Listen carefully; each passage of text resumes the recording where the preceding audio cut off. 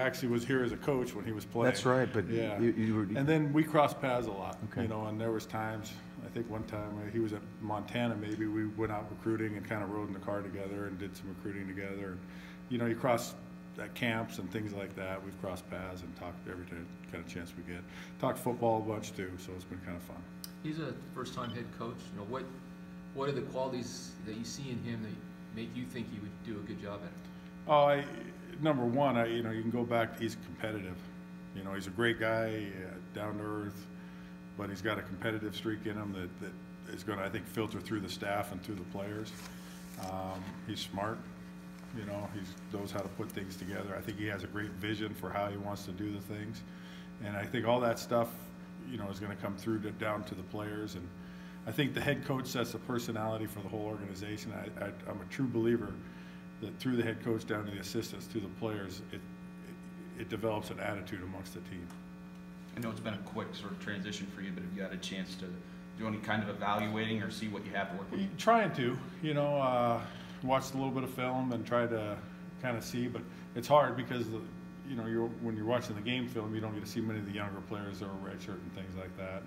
And so as we go forward, it's been such a whirlwind here for the first signing day. You know, as we get, I'm kind of looking forward to getting back and when the players come back from Christmas, of sitting down and meeting with them and seeing where we're at. How do you, you know, you've been around a lot of programs. This program right now after this bad season and the coach quitting, how do you help transform that culture? It's a great question. I think the biggest thing is we're just starting new. Yeah. You know, everything's new. It doesn't matter what was done before or how it was done before. You know, this is the way Coach Smith wants to do it. This is the way we're going to do it to win. And, you know, I think there's a little bit of, it's going to take some work to the trust of the players. You know, there's a lot of that's, you know, it's a tough deal. You know, anybody who's gone through tough years like that, everything's tough, you know, and the weather's not as good and, you know, it's whatever. So we're going to have to build that trust and I think just set the vision and keep going. What kind of characteristics are you looking at an O-lineman? It seems like some of the teams are pushing more towards athleticism as opposed to size. What do you like? You know, I think the first thing, and everybody always asks me, what do you want? You know, I say, well, 7'12", you know, 420 pounds, runs 4'8", you know, 5 fat, 2 stone. No, really, I think the number one characteristics are who the person is. You know, what kind, are they competitive? Are they workers? Offensive line play is not, it's tough.